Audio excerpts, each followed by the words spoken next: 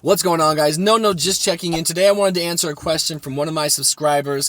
He reached out to me and told me that he felt worthless. He felt helpless. He felt that he was a failure. And he's battling with depression, anxiety, and some depersonalization, and he didn't know what to do about it. And he asked me my feedback and my opinion, and I'm grateful that he did, and I'm humbled by the opportunity to go ahead and share with you what I think. If you'd like to know my story, it's in the description below, but the only thing you need to understand about me is that I have battled with those feelings like many of us have, and I've dealt with depression and anxiety, depersonalization real bad these last 3 years, particularly bad early on, but it remains kind of a low-grade thing that I deal with, and it's taken a lot of self-growth, reflection, time, patience, faith. I mean, I really could just go on and on and on on the different things that are required of someone to overcome this.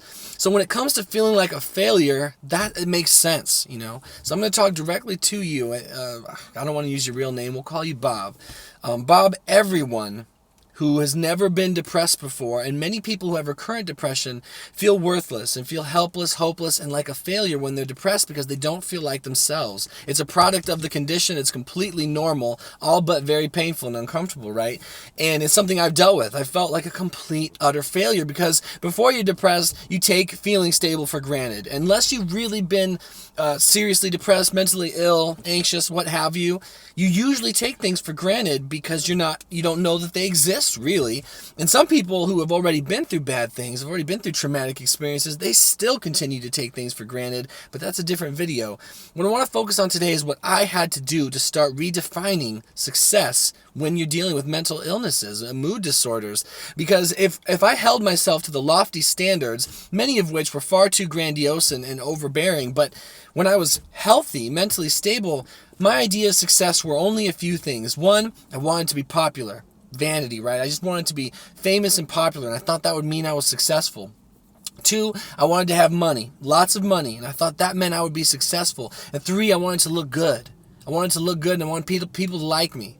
These measures of success were warped, completely warped. And I don't mean just warped because now that I was depressed, they became warped. They were just warped, but that's a different video as well. What I had to do once I realized the severity of my situation, I think you have. Bob, you've been going through, I think you said you're like 7 or 8 months into what seems to be, based on everything you wrote, a legitimate, clinical, major depressive episode with anxiety, agitation, depersonalization. You're in it, my friend. It's real. Your life is now what it is. The old life you once knew is no longer there. Not to scare you, but you've accepted your situation, for lack of better words, but you seem to be a little skewed in terms of defining yourself. And I always want to remind people, if you're battling with mood disorders, with really tough issues like this, you cannot let that define you, okay? It is definitely something you're going through. You're feeling it, you're hurting, you're experiencing it, but it's not who you are. And so, again, I know I'm sort of dancing all around, but stay with me. When I felt like a failure for so long, I felt worthless and felt like I'm no good anymore now that I'm depressed, what made a big difference was restructuring my view on success. And like I was alluding to, my view was far overfetched before, and I had to make it smaller and find little ways to realize I am successful. And if I could accept where I was, and if I could broaden my horizons in terms of who else might be like this and realize I'm not alone, I had to find little successes to build me up and realize I had reason to be proud of myself. For example, and some of this might sound corny to you, and if it does, then you haven't been where I've been. I know that sounds like a cop-out, but I thoroughly believe that if you watching, or Bob, of course, I hope you're watching, I'm going to shoot you a message, let you know I put this up. If you've been where I've been, you realize that little teeny things matter. And what a little success for me would be making sure I made my bed when I got out of bed in the morning. Making my bed, putting forth that effort. Some people can barely move when they're clinically depressed, when they're severely depressed. I was one of those people. Every single step felt like, oh man, I had to just garnish all the vitality and will left in my body just to move. So if I made my bed, that was me putting forth action and effort. Me trying. If I prepared food for myself, healthy food at that was a success. I felt like that meant something. And while these things would seem completely inconsequential before, they no longer are.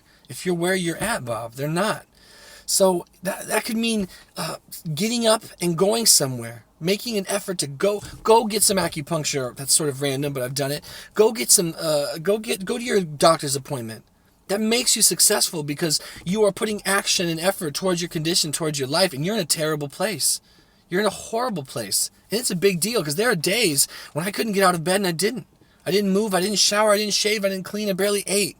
And that went on for weeks and weeks. So when I started doing little things that were reminiscent of my old life, trying to keep trying, that made me a success. That meant I was alive that day and I was trying. I was an active participant in a shitty situation. And you can expand that however you want. Like I said, some of you are going to think that shit sounds corny, but I promise you it's real. It's real. It's not a cop-out to say that getting up and making your bed or taking a shower or taking the time to groom yourself or doing a kind act for another person, even if you're in utter misery, or accomplishing a little teeny tiny goal, whatever that might be. Today I'm gonna go outside and I'm gonna spend a half hour in nature. That makes you a success, Bob.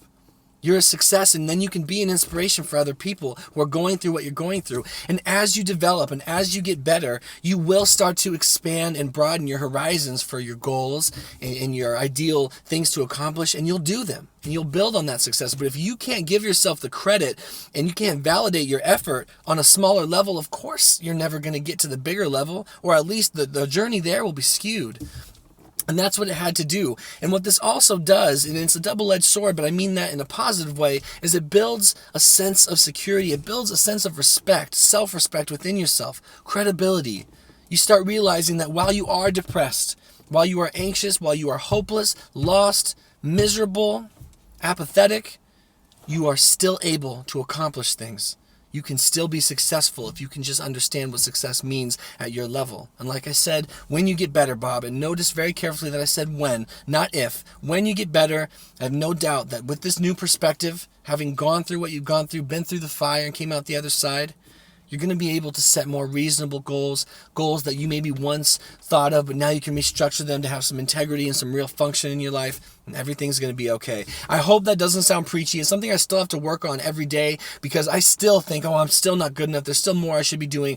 I have negative self-talk that I have to challenge every single day because I'm so self-critical. We all are. We're too fucking hard on ourselves, and we expect too much of ourselves, and we're way, way too negative. But every day I remind myself that any little thing I do to be an active participant in my life of trying to maintain mental health recovery and reach out to others, the goals that I think actually matter to me, it makes me a success today. And I need to remember that and feel that. People feel like they can't build themselves up, they can't reward themselves, and that's wrong. That's not correct way of living and thinking. Bringing yourself down and punishing yourself mentally and emotionally for things, many of which the things are out of your control, it's self-defeating and it's pointless. Do you even know why you're doing it? Other than the fact that it is a product of your condition. So I'm going to leave it at that. I hope that video made sense to you. It's an idea and a principle that has been fed into me over the last couple of years by people that have gone before me, been where I've been or worse, and really learned to live with their condition and overcome it. And it's something I try to practice every day. Don't sleep on how important this is. Please, please don't. Thank you so much for watching. If you like the video in any way, shape, or form, if you hit that like button, it really does help support the channel. But no worries. Otherwise, I appreciate you being here. Thank you for watching. Leave me comments, leave me feedbacks. What are some ways that you can define success in your life today that are attainable? And go ahead and share those in the comments below. 1 day, 1 hour, 1 minute at a time, you can get through whatever you're going through. We can get through it together. Depressed people, we need this corny shit in our lives. I'm telling you, this is the kind of stuff when I was mentally stable, whatever that really means anymore. I would just think this sounded like utter bullshit. And my experience has taught me that these sort of words, these reaffirming words, these comforting words, these words of hope, if you will, we need them. We need to hear them because we're up here most of the day, and up here is a fucked up place to be most of the time. So I hope that was of any value to you, and I appreciate you very much. We'll see you guys in the next video.